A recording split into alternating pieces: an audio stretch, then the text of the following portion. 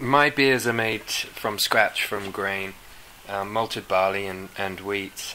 The hops that I use are also a combination of pellets and flowers, and they're all German, noble hops. I start by putting the grain with some warm water in my mash tun over here. So this is kind of where the magic happens. It all kind of happens around 65 to 70 degrees, depending on the type of beer that I'm going to make. So it sits in there for roughly 2 hours or so.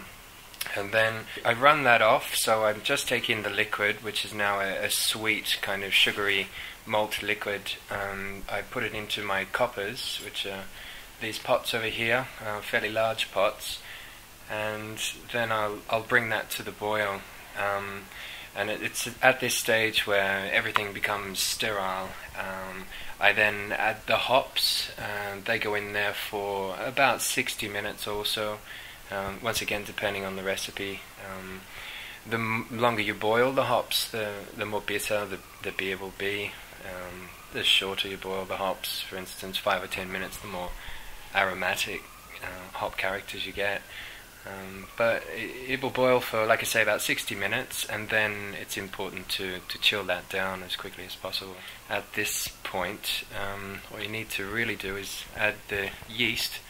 I buy my yeast from a laboratory in the US, and the yeast that I buy are particular to the styles of beer that I make. So that's really the signature of the beer. So it goes off into these big, well, quite small really, fermenters, about 300 litres, and they're, depending on the type of beer, if it's an ale or a lager, I'll ferment it at a specific temperature.